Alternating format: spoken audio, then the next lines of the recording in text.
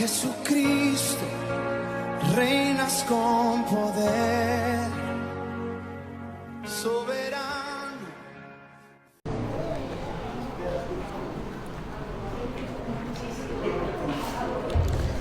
Gloria a Dios. Vamos a centrarnos ahora en el mensaje, lo que el Señor quiere transmitirnos, el mensaje de su palabra, para que los niños salgan, si tienen que salir, a sus escuelitas, para que podamos centrarnos en el mensaje, en lo que Dios quiere hablarnos en esta mañana, que creo que es importante que Dios nos hable, ¿verdad? Cuando Dios nos habla y nuestro oído está atento para obedecer, recibimos sus bendiciones. Esa es la clave del Evangelio: oír para obedecer. Si no, no sirve para nada escuchar y escuchar sermones, predicaciones, simplemente por engordar nuestro, digamos, intelecto, pero no llevarlos a la práctica. Es el problema que puede haber, ¿no? Pero bien, Dios es bueno y Dios nos ama, nos bendice y nos bendice con su palabra. A veces pensamos que Dios nos riñe de alguna manera, pero es que a veces necesitamos la exhortación de un Padre celestial. ¿Cómo nos exhorta Dios? Pues a través de sus ministros, a través de sus siervos, a través de la palabra de Dios. Y eso es lo que pretendemos hacer cada domingo, ¿verdad? Compartir lo que Dios ha puesto durante la semana en el corazón del pastor para transmitirlo a la iglesia. Verme a mí como un simple vocero, ¿no? Así se llamaban en el Antiguo Testamento los que traían el mensaje de Dios. Somos vasijas y no somos quien habla realmente, es Dios a través de su palabra, ¿no? Bien, pues vamos a continuar. Os mando un saludo a todos, también a aquellos que nos siguen a través de las redes sociales. Ser bienvenidos a todos. Quiero seguir tratando el tema de semanas anteriores. Ya me queda poco para terminar este tema, pero es de suma importancia para que podamos entender la dinámica que debe seguir la Iglesia en los tiempos actuales, en estos tiempos tan difíciles que nos ha tocado vivir. Sabéis que el título de las meditaciones o de estos mensajes es: no dejes que tu lámpara se apague, porque es una necesidad, como digo, es una necesidad hoy en día, quizás más que nunca, de que la Iglesia de Jesucristo, la Iglesia auténtica y verdadera, pueda estar velando y orando, que fueron dos palabras que Jesús les dijo a sus discípulos en Getsemaní. La necesidad, iba a venir una hora muy crítica para la humanidad, ¿no? Para el futuro de la humanidad, muy importante, y Dios les pidió a sus discípulos que oraran con Él y que velaran, porque la hora siguiente iba a ser de gran importancia para la humanidad. Pero ¿qué ocurrió? Que lamentablemente sus discípulos se durmieron. Y esto es un llamado hoy a la Iglesia. La hora también es una hora importante. Estamos cerca de la segunda venida de Jesucristo a recoger a su Iglesia, a desposarse como el esposo que es, con la esposa, con la novia que es su Iglesia. Entonces también estamos viviendo una época crítica, una época en la cual necesitamos estar velando y orando, como Jesús dijo. Si recordáis, la semana pasada estuvimos tratando sobre una prueba que nos mantenga, digamos, las lámparas encendidas. Hablamos, si os acordáis, hablamos que la prueba nos purifica, que a través de la prueba somos purificados. Y recordad que estuvimos hablando del llamado al profeta Isaías y cómo respondió, que el llamado fue un llamado universal. O sea, Dios no se dirigió directamente al profeta, sino que hizo un llamado. ¿A quién enviaré? ¿Quién será mi mensajero? Después de ser purificado con el carbón encendido que aquel ángel le puso sobre la boca. Entonces, después de ser purificado, recibió el llamado en su corazón, sabía que él tenía que responder y respondió: heme aquí. De ahí la necesidad de las pruebas en nuestra vida para ser purificados y poder cumplir con nuestro llamado, que es un llamado importante y sobre todo en la época que estamos viviendo, anunciar el Evangelio de salvación, llevar el mensaje de salvación, de paz, el mensaje de tranquilidad también, aunque los tiempos son difíciles, hay guerras, hemos pasado grandes epidemias que no podíamos imaginarnos hace años que podríamos pasar y estamos pasándolas, y vendrán todavía cosas peores, pero la Iglesia tiene que ser el remanente que Dios ha elegido para transmitir paz y seguridad y sobre todo salvación a todos aquellos que andan de alguna manera desorientados porque no conocen la palabra de Dios que trae guía, dirección a las vidas. Aunque la semana pasada di unas pinceladas sobre otra de las maneras de mantener nuestras lámparas encendidas, hoy quiero profundizar en ese tema, en esa pincelada que di. Hablaba sobre la oración de acuerdo, la oración unánime. Esa es una de las maneras de mantener nuestras lámparas encendidas. ¿Qué significa unánime? Unánime, dice, es un dicho de dos o más personas que tienen un mismo parecer, dictaminan lo mismo, tienen la misma voluntad, el mismo sentimiento, una misma visión y por tanto la misma misión. Sin visión no hay misión. Si tú no tienes la visión, la misma visión, y la visión que debemos tener como iglesia es la misma visión que tiene Cristo, la misma visión que tiene Dios, que es alcanzar a los perdidos. Él dice que no retrasa su venida por capricho, sino porque quiere que todos lleguen al arrepentimiento, porque Él no quiere que nadie se condene.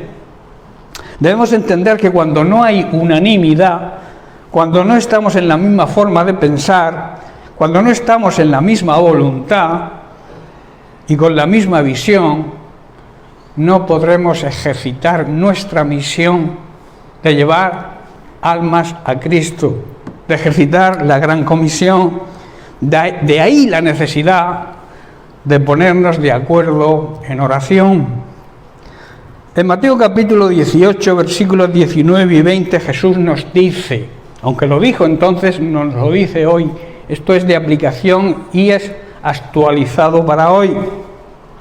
Dice, otra vez os digo, si dos de vosotros se pusieran de acuerdo en la tierra sobre alguna cosa o sobre cualquier cosa que pidieran, les será hecho por mi Padre que está en los cielos.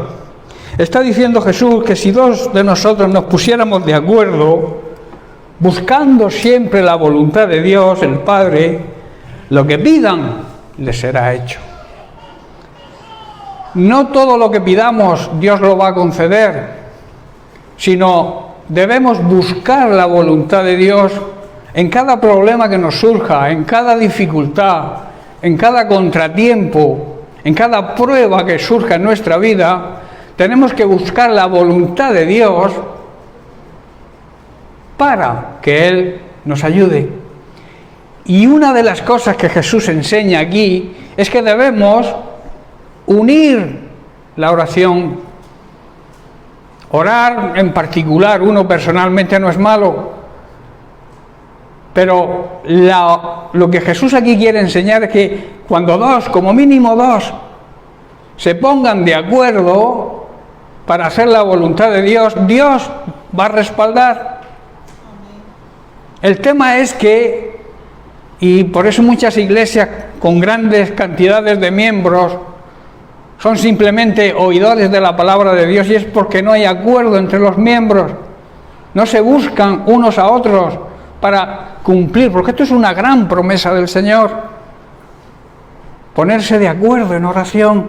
Hermano, yo quiero ponerme de acuerdo contigo, quiero que te unas a mí, tengo este problema, vamos a unirnos, vamos a buscar la unanimidad entre nosotros para que Dios nos respalde. Y hay una cosa importante que veremos.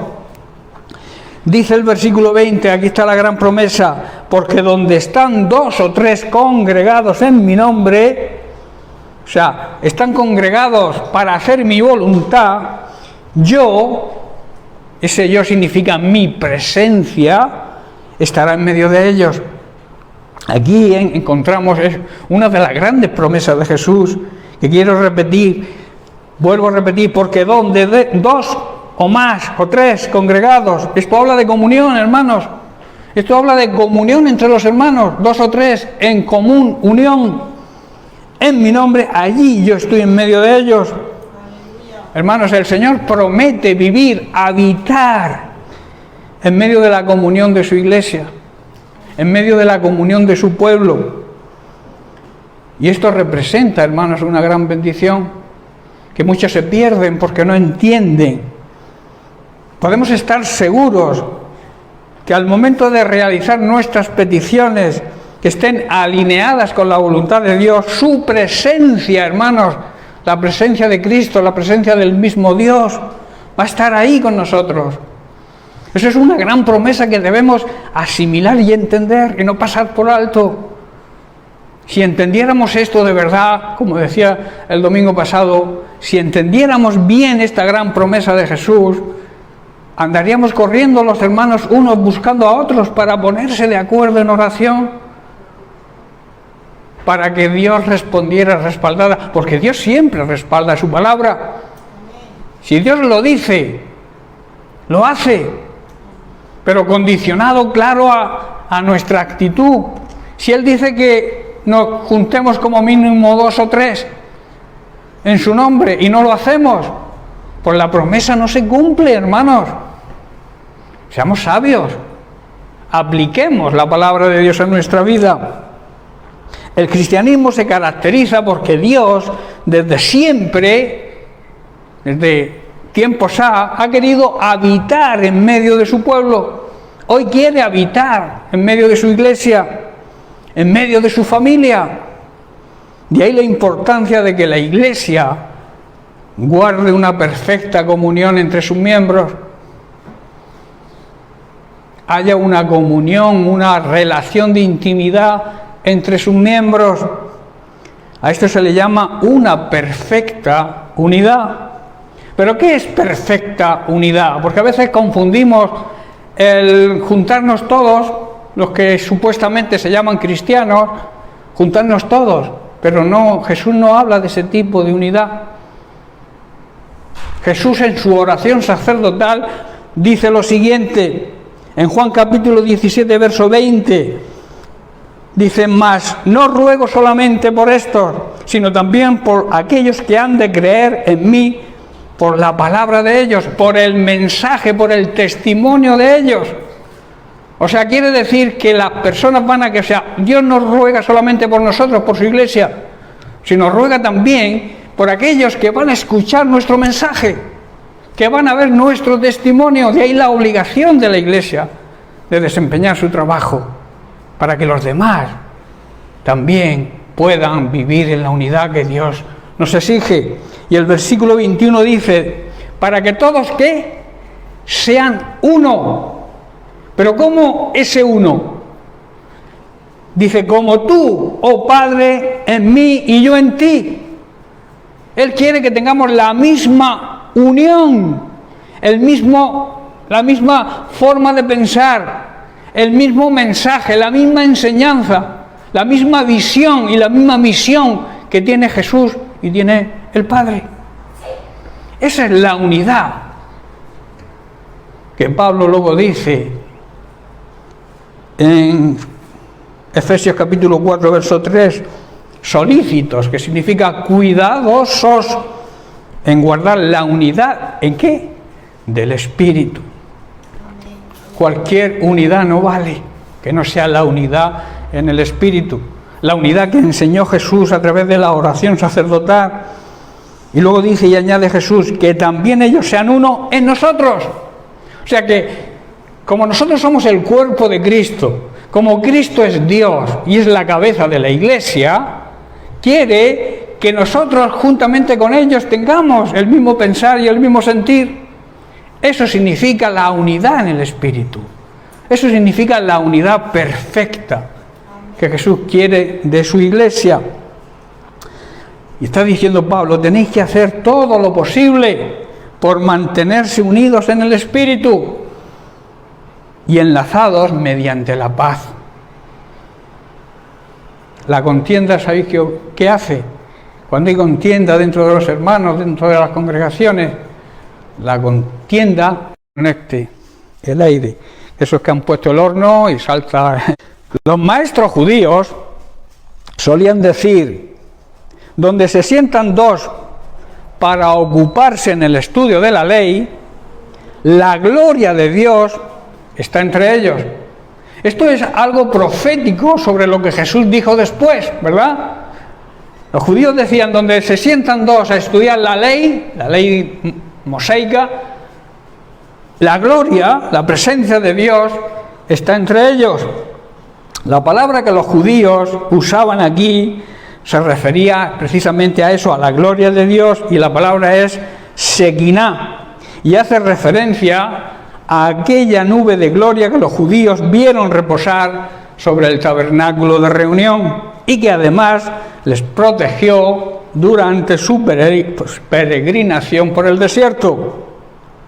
En el capítulo 40 de Éxodo, los versículos 34 y 35 dice, entonces abrió el tabernáculo de reunión y no podía Moisés entrar en el tabernáculo de reunión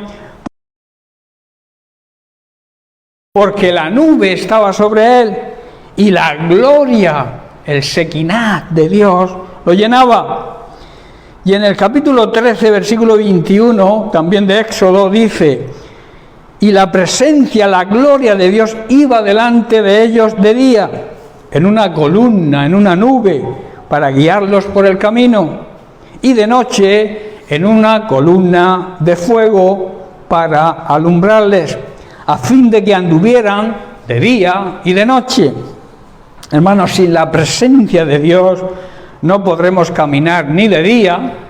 Cuando se habla de día, se habla de tiempos de bonanza, tiempos en que las cosas nos van bien, ni de noche, en medio de las dificultades.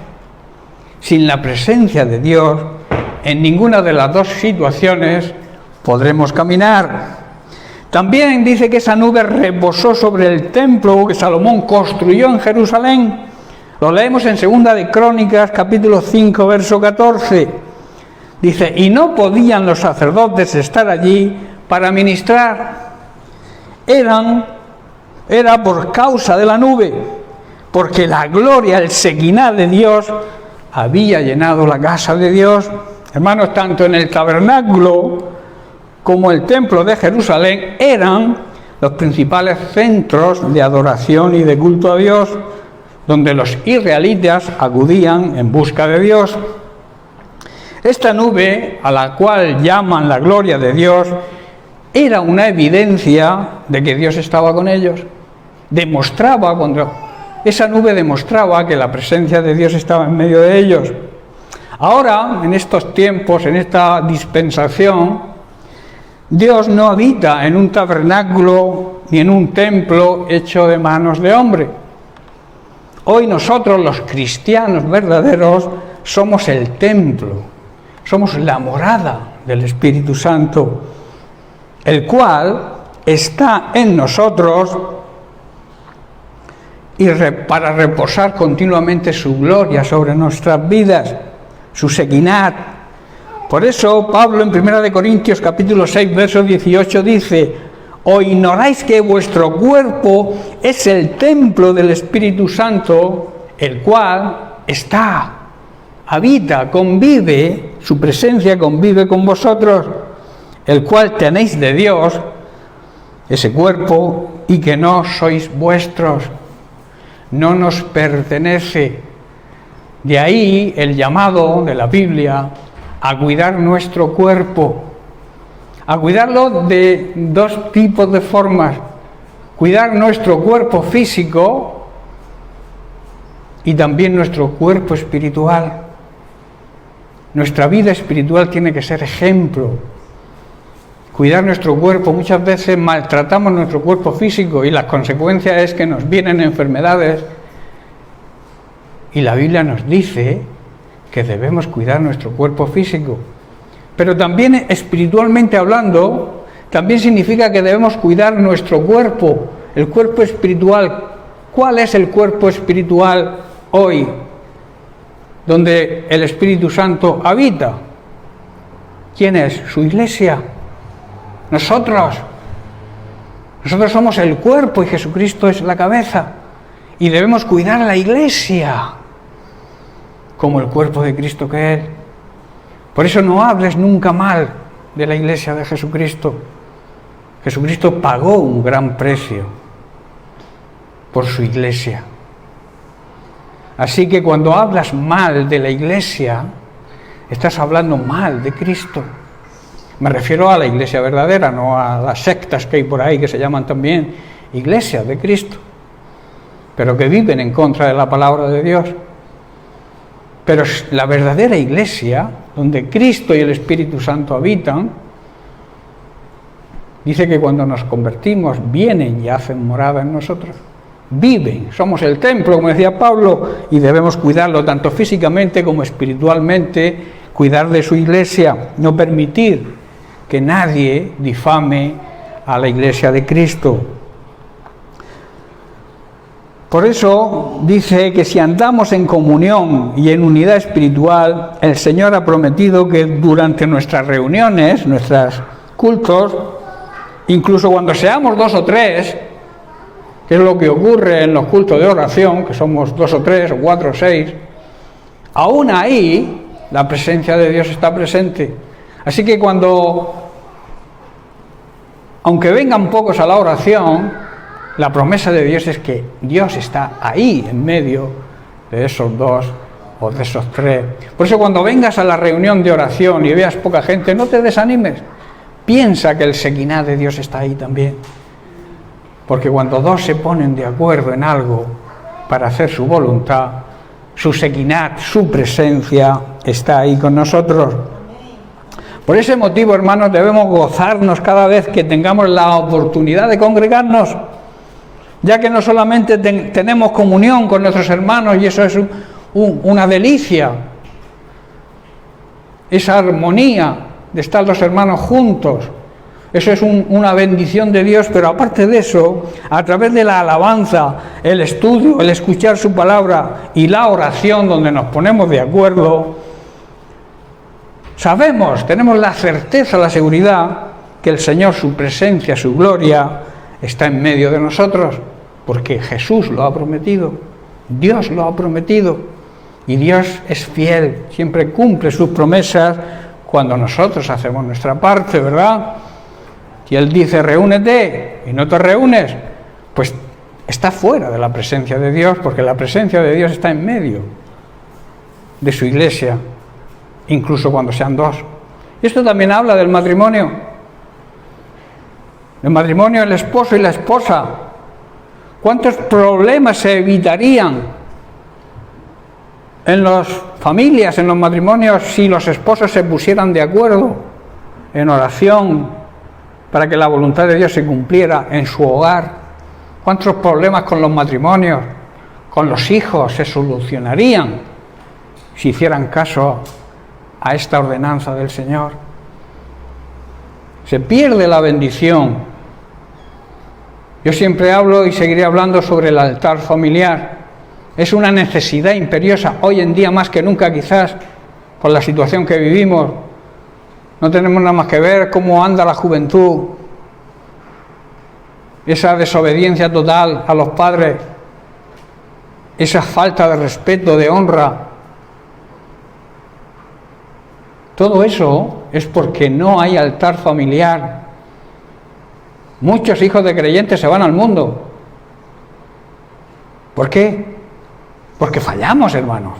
Fallamos los padres.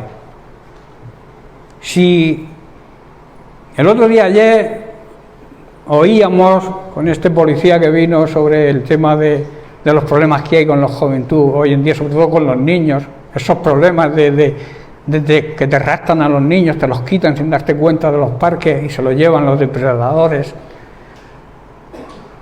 Hablaba precisamente de este tema, de que los padres tienen la obligación de estar pendientes de sus hijos, porque los hijos, ¿sabéis algo?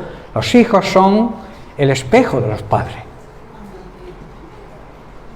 El niño no va a hacer lo que digas, va a hacer lo que te vea hacer a ti.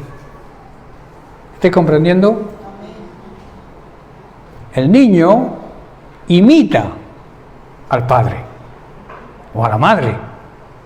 Por eso la responsabilidad de los padres desde que sean muy chiquiticos, a veces pensamos no hay que dejarlos los 10, 12, no, desde pequeños, muy pequeños debemos instruir al niño en su camino y aun cuando sea mayor se acordará y no se apartará. Eso es también una gran promesa de Dios. Los padres tenemos una gran responsabilidad y tenemos, cuando surgen los problemas, unirnos, el esposo con la esposa y la esposa con el esposo. Yo preguntaría, ¿cuándo ha sido la última vez que te has puesto de acuerdo con tu pareja, con tu esposo, con tu esposa, con tu cónyuge, para afrontar algún problema en el hogar?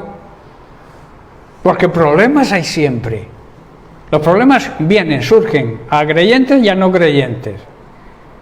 Pero los creyentes tenemos las armas, las herramientas que Dios ha dejado. Vamos a utilizarlas. Hay un problema con un hijo, los esposos unidos, altar familiar, ponerse de acuerdo. Vamos a orar por este problema. Y la promesa es que Dios está ahí. La presencia del Sequiná, la gloria de Dios está en medio cuando lo hacemos así. En vez de, como yo suelo decir, tirarse los trastos a la cabeza como hacen muchos matrimonios cristianos, y no me refiero dentro de la iglesia hay matrimonios que se tiran los trastos a la cabeza, luego aquí parecen santos. En vez de hacer eso, que obedezcan lo que Jesús dice, que se pongan de acuerdo para afrontar las situaciones difíciles, que siempre las hay. En todas las familias hay problemas, hay dificultades. Las pruebas vienen, como dije la semana pasada, las pruebas nos purifican, pero entendiéndolas y aplicándolas a nuestra vida, sabiendo que esa prueba nos va a acercar más a Dios en vez de alejarnos. Hay personas que cuando tienen problemas lo que hacen es apartarse del Señor, cuando deberían hacer todo lo contrario, acercarse más. Porque el Señor no es el problema, hermano. El Señor es la solución. Y a veces le acusamos a Dios incluso de nuestra mala situación, cuando nuestra mala situación no es culpa de Dios. Yo hablaba ayer con el policía y le decía, si la Iglesia de Jesucristo cumpliera con su deber y predicara el Evangelio, no haría falta policía, ¿verdad? Si toda la humanidad cumpliera lo que la palabra de Dios enseña, los policías se quedaban en paro. ¿Es verdad o no? Si la sociedad hoy en día no fuera tan necia de rechazar la palabra de Dios en vez de aceptarla, muchos de los problemas que hay hoy en día que abundan no estarían. Tremendo, ¿verdad? Que así. Y decía este policía, a ver si nos van a dejar ahora sin empleo. No, pero él es un policía cristiano y lo admitió y dice, sí, es así. Y estaba el concejal también de la policía que fue. Dice, yo sigo pensando que las personas todas tienen algo bueno. Digo, pues el Señor dice que no hay ni uno bueno. Solamente hay alguien bueno, Dios. Dice que un joven rico se acercó a Jesús hincando la rodilla y le dijo, maestro bueno. Y Jesús le dice, para, ¿por qué me llamas bueno? Si sabes que solamente hay uno bueno, Dios. ¿Me llamas bueno porque reconoces que yo soy Dios? ¿O quieres hacerme la pelota para que te conteste lo que te agrade al oído?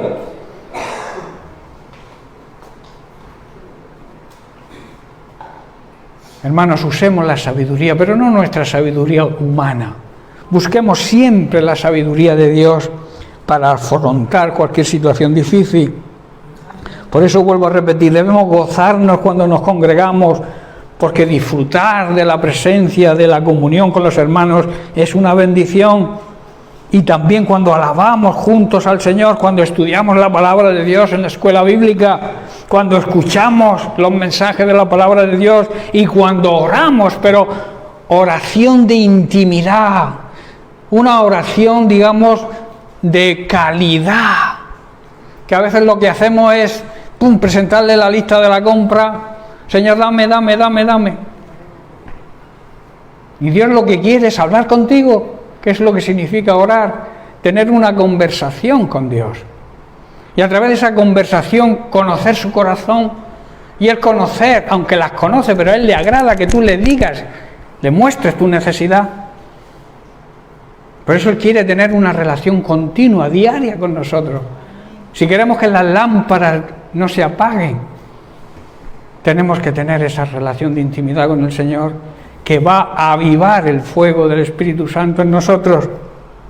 El diablo pretende y siempre nos va a empujar a la división. Hermanos, la división esparce a los creyentes por todas partes y los enfrenta. El Señor nos llama, por tanto, no a la división, sino a la unidad, pero la unidad en espíritu. Pablo en la segunda carta a los Corintios, capítulo 2, verso 11, nos advierte, dice, para que Satanás no gane ventaja sobre nosotros, pues no ignoramos sus maquinaciones. Hermanos, no debemos ignorar las malas intenciones de nuestro enemigo, el diablo, para que no nos tome ventaja y nos lleve a la división. ¿Sabéis que la división es el espíritu del anticristo?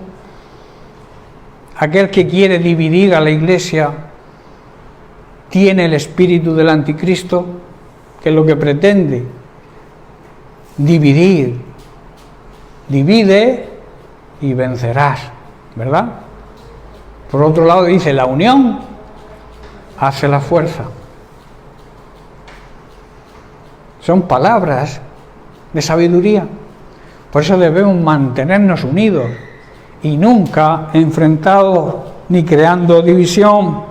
Ahora, ¿cómo podemos contraatacar las trampas, las maquinaciones y las estrategias de división que el diablo nos quiere traer? Pues es lo que estamos estudiando. El recurso más poderoso nos lo muestra nuestro Señor y Salvador Jesucristo: la oración unánime, la oración de acuerdo.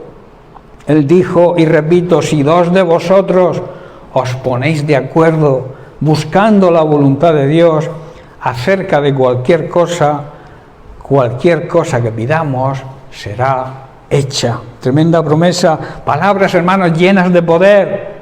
Palabras llenas que nos harán crecer. Ese poder nos va a hacer crecer. Cuando las apliquemos en nuestra vida, nos va a hacer crecer espiritualmente. Que decíamos, estamos estudiando los jueves en la escuela bíblica, la necesidad de la madurez espiritual. Una persona madura, cuando se le corrige, no se enfada. Una persona inmadura patalea como un bebé cuando quiere algo.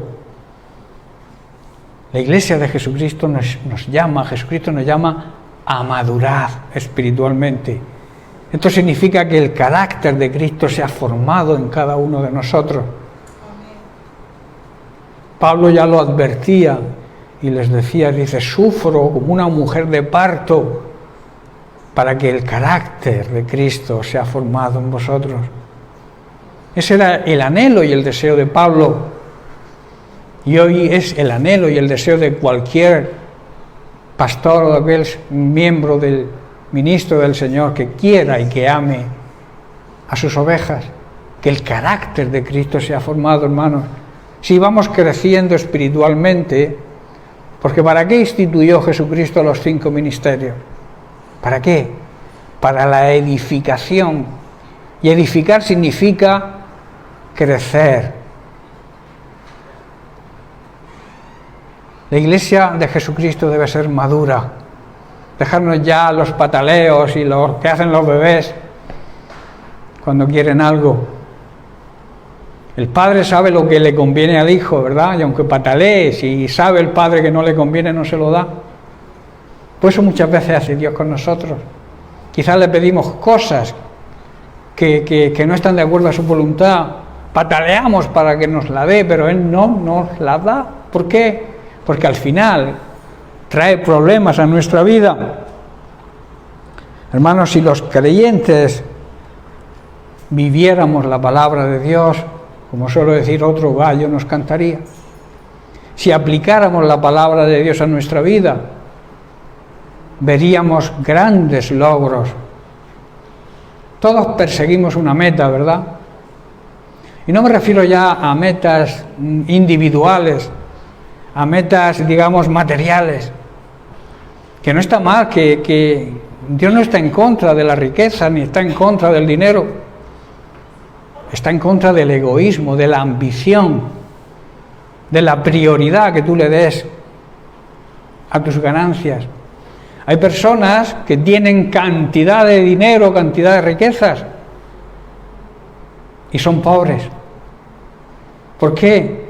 Porque la prioridad se la dan a Dios y emplean todo aquello que les sobra para ayudar a los demás. Hay grandes creyentes, grandes empresarios creyentes que no dan el diezmo, sino se quedan con el diezmo y dan el 90%, porque con el 90%, o sea, con el 10%, ellos tienen suficiente. Esa es la actitud. Por eso Dios no está en contra de la riqueza, está en contra de lo que dice la Biblia sobre el problema. ¿Cuál es? El problema no es el dinero, es la ambición, es el amor al dinero, el querer poseer cada vez más. Por eso dice que el joven rico, después de decirle Jesús lo que le faltaba, porque decía que él había cumplido todos los mandamientos, Jesús le dice: sí, supuestamente los has cumplido, solamente te falta algo: dejar tu ambición por el dinero y las riquezas. Anda, vende todo lo que te sobra, dalo a los pobres y sígueme. ¿Qué hizo el joven rico? Se puso triste. ¿Por qué se puso triste? Porque tenía muchas riquezas, dice la Biblia. Y yo digo porque las riquezas lo tenían a él. Estaba atado a su riqueza. ¿Cuántas personas hoy en día viven atados al materialismo? Y dentro de las iglesias también hay muchas personas, muchos llamados creyentes, que tienen esa misma actitud. No se meten las manos en los bolsillos, aunque se le hielen de frío. No sé si me entendéis. Otros piensan que tienen culebras en los bolsillos y no se meten las manos. ¿Por qué? Hay otros que exigen dame, dame, dame, pero no dan nada. A ver, algunos no dan ni los buenos días. Es una realidad, hermanos, y es un problema de la iglesia hoy en día, la ambición por la riqueza, el darle la prioridad al Dios Mamón. No pongáis esa cara que existe el Dios Mamón.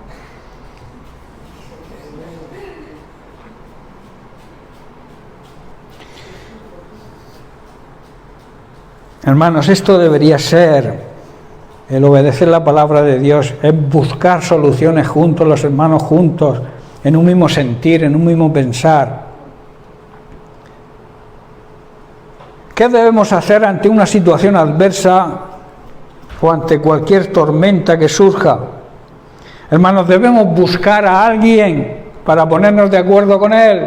No seamos necios, y perdonadme la expresión, obedezcamos lo que Jesús dice, busquemos a otro hermano, pero no busques a un hermano infiel, a un hermano que no tenga fe. Busca a una persona que tú sepas que es fiel al Señor. Busca a alguien que sepas que es maduro espiritualmente. No le pidas consejo a nadie que sea inmaduro. Busca, que las hay. Busca a tus pastores. a pedir consejo, a unirte en ellos en oración. A mí me gustaría que sonara el teléfono: pastor, yo quiero unirme en oración con usted para que este problema que ha surgido se pueda solucionar, que la presencia de Dios acuda a mi hogar para solucionar este problema. No suena el teléfono con esas propuestas, o por lo menos el mío no me suena. Y debería. Debemos asegurarnos, hermanos, con quién nos ponemos de acuerdo también, porque no con cualquiera podemos ponernos de acuerdo. Como he dicho, tiene que ser una persona llena de fe, una persona fiel al Señor y sobre todo una persona madura espiritualmente. Y luego también asegurarnos que lo que vamos a orar está de acuerdo con la voluntad de Dios. Si alguien te llama y te dice: oye, pastor o hermano, yo quiero unirme en oración para que me toque la lotería,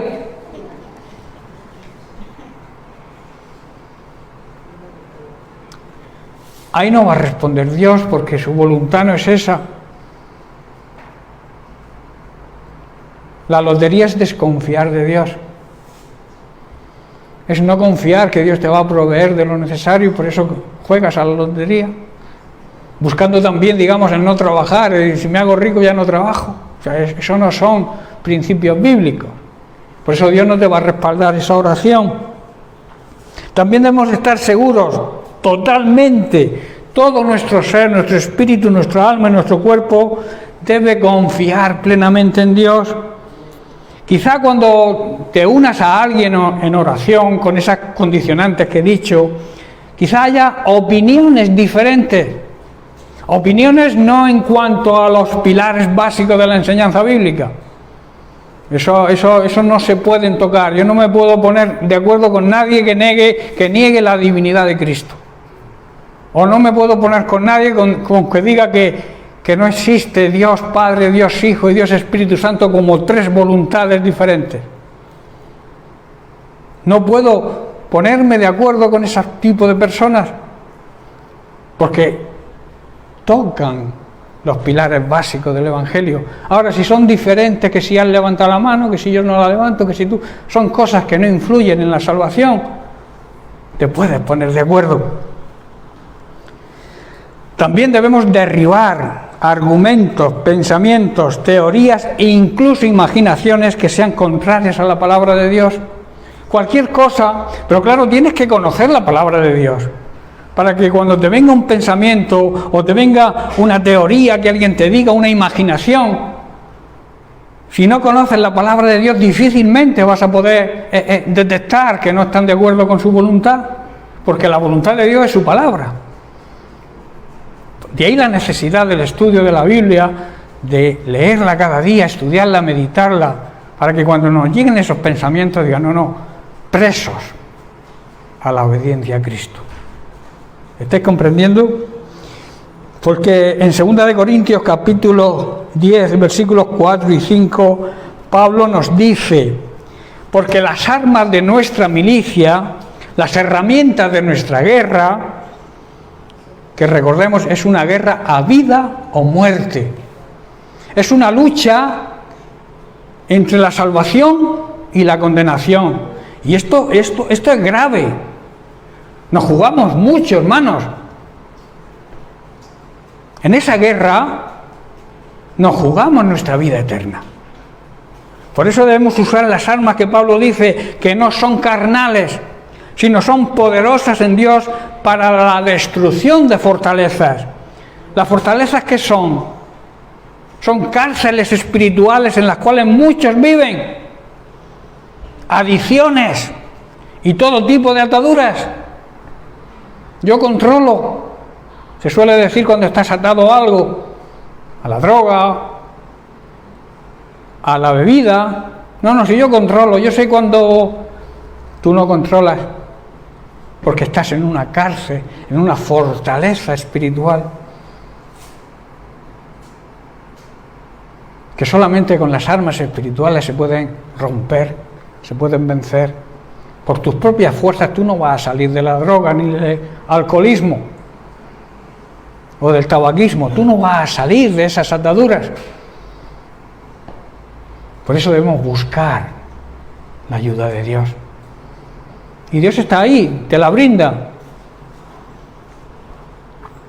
Por eso dice que debemos llevar toda altivez, derribando argumentos y toda altivez, toda soberbia que se levanta contra el conocimiento y la sabiduría de Dios. Y añade Pablo, llevando preso, cautivo, todo pensamiento a la obediencia a Cristo.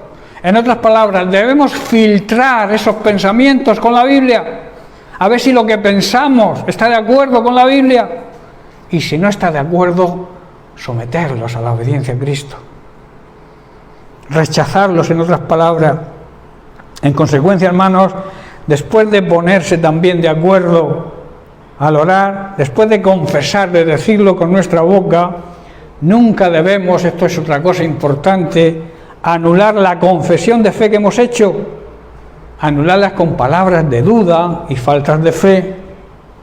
Salomón, en el libro de la sabiduría, en el libro de los Proverbios, capítulo 6, verso 2, dice: te has enlazado con las palabras de tu boca y has quedado preso de los dichos de tus labios. Y en el capítulo 18, versículo 21, también dice Salomón: la muerte y la vida están en el poder de la lengua, y el que la ama, o sea, el que ama lo que dice, comerá de sus frutos.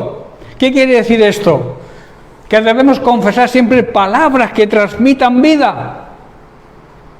La duda, la falta de fe, transmite muerte espiritual me refiero. Por eso, como creyentes, nuestras palabras tienen que ser de vida.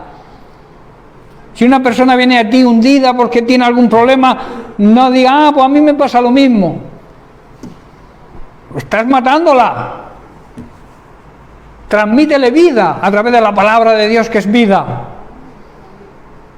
Usa la palabra de Dios para levantar el ánimo o la falta de fe de las personas. Porque de lo que tu lengua confiese, vas a recibir el fruto. Hay personas que se pasan el tiempo diciendo que están enfermos, que yo no puedo. Ay, que yo, cualquier cosa, esto lo tengo yo, ven en televisión, pues esta enfermedad la tengo yo. Pues al final acaba teniendo esas enfermedades. Dice también un proverbio: lo que temes te vendrá. Así que vamos a usar palabras de vida. Cuando confesemos con nuestra boca las promesas de Dios, no las anulemos después con palabras de duda o faltas de fe. Cuando oremos al Señor y le pidamos algo de acuerdo a su voluntad, debemos actuar como si ya lo hubiéramos recibido, sabiendo que en el tiempo de Dios, en el kairos de Dios, lo vamos a recibir. Los creyentes verdaderos no andan por vista, por lo que ven, andan por fe. Tomás dijo: si no ven mis ojos, no creo. Si no veo las llagas en sus manos y en su costado, no creo que Cristo haya resucitado. Tomás andaba por vista, ¿verdad? No creyó a los discípulos que habían visto a Jesús, y Jesús tuvo que presentarse ante él y decirle: ven aquí, Tomás, pon la mano aquí, mira mis llagas, mira mi costado. Y le dijo: bienaventurado, feliz, dichoso, bendecido es aquel que cree sin haber visto. Tremendo, ¿verdad? Esa es la base de la definición de la fe de Hebreos 11:1. Dice: la fe es la certeza, la garantía de lo que se espera. Esperar es esperanza, y la esperanza significa creer en las promesas de Dios, creer que Dios cumple siempre sus promesas. Y la fe también es la convicción, estar convencido de lo que no se ve. En otras palabras, la fe es confiar totalmente en la promesa de Dios y recibir lo que esperamos. Y también el estar convencido de que algo existe, aunque no lo veamos. ¿Verdad? ¿Tenéis ese tipo de fe? Si no lo tenéis, deberíamos tener ese tipo de fe. tener la garantía, la certeza de que Dios cumple sus promesas. Y también creer, estar convencidos, aunque no veamos algo, saber que si Dios lo ha prometido, está. Eso es fe, hermanos. Por eso debemos actuar, debemos obrar sobre lo que creemos, sobre la fe que confesamos con nuestra boca. Santiago en capítulo 2, verso 17 dice: la fe, si no tiene obras, es muerta en sí misma. Dicho de otra forma, la fe por sí sola, es decir, si no se demuestra con hechos, es una fe que no sirve para nada. Cuando tú confieses algo, tienes que demostrarlo con tus hechos. Cuando tú dices que crees, tienes que demostrarlo actuando sobre eso que crees. Nunca hablar de duda, porque la duda es el ladrón de la fe. Cuando dudamos, anulamos la confesión de fe que hemos hecho en nuestra oración. Como he dicho, y ya estoy terminando, el creyente no vive por lo que ve, sino por lo que cree. Recuerda, y termino, la comunión, la unidad en el Espíritu hará que nos busquemos unos a otros para ponernos de acuerdo, para orar por cualquier situación, porque Dios nos promete que su presencia, su gloria, su sequiná estará en medio nuestro. Y además también nos promete que nos concederá todas las peticiones que estén de acuerdo a su voluntad, estén de acuerdo con su palabra, porque como he dicho antes, su voluntad es su palabra. Debemos, hermanos, vivir siempre protegidos por la nube de la presencia de Dios, por el sequiná, por la gloria de Dios. Amén. Bien, pues lo dejamos aquí y seguiremos la semana que viene. Llenas mi espacio, llenas mi vida, me iluminaste como el sol. Quiero que crezcas.